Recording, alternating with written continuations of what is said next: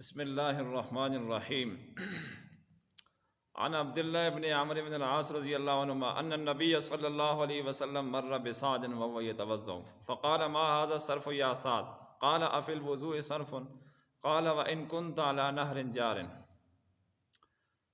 حضرت عبداللہ بن عمرو بن عاص رضی اللہ عنہ فرماتے ہیں کہ سعد بن ابی وقاص رضی اللہ تعالیٰ عنہ وضو کر رہے تھے اور پانی ضرورت سے زیادہ استعمال کر رہے تھے۔ آپ صلی اللہ علیہ وسلم ان کے پاس سے گزرے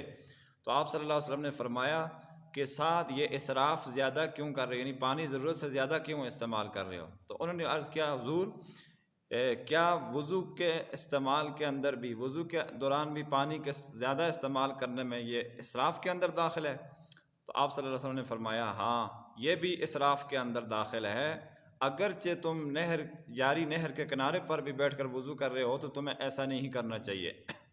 یہ مسند احمد اور سنن ابن ماجہ کی روایت ہے۔ یعنی کہنے کا یہ مطلب ہے اس حدیث مبارکہ کے اندر وضو کے ایک ادب کو ذکر کیا گیا ہے، اور وضو کا ادب یہ ہے کہ ضرورت سے زیادہ پانی استعمال کرنا یہ اسراف میں داخل ہے۔ اگرچہ انسان کے پاس ضرورت سے زیادہ ہی پانی موجود ہو، مثلا دریا کے کنارے ہے، جاری نہر کے کنارے وضو کر رہا ہے، یا کسی تالاب کے پاس جو کہ صاف ہو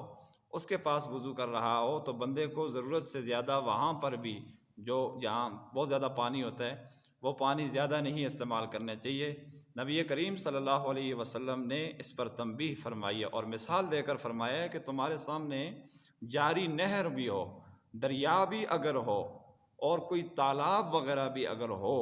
تو وہاں پر بھی تمہیں اللہ تعالیٰ کی اس عظیم نعمت کو اس طرح نہیں استعمال کرنا چاہیے۔ لہٰذا وضو کے آداب میں سے ایک ادب یہ بھی ہے کہ پانی کے استعمال میں احتیاط کرنی چاہیے، اور مساجد کے اندر اور مدارس کے اندر اسی طرح اور گھروں کے اندر تو پانی کے جو اسٹور وغیرہ ہے جہاں پانی جمع کیا جاتا ہے وہاں پر تو پانی حاصل ہی بڑی مشکل سے ہوتا ہے، زمین سے یا باہر سے جو منگوایا جاتا ہے پانی اس کے اوپر کافی سارا خرچہ ہوتا ہے، اسی طرح اوپر جب چڑھایا جاتا ہے تو اس کے اوپر بھی بجلی کا خرچہ ہوتا ہے، مساجد، مدارس، گھروں کے اندر تو لوگوں کو اس میں بہت زیادہ احتیاط کرنی چاہیے اور پانی ضائع نہیں کرنی چاہیے، خاص کر مساجد کے اندر پانی ضائع ہوتا ہے اور وہاں ضرورت کے تحت پانی استعمال کرنا چاہیے۔ وآخر دعوانا الحمدللہ رب العالمین۔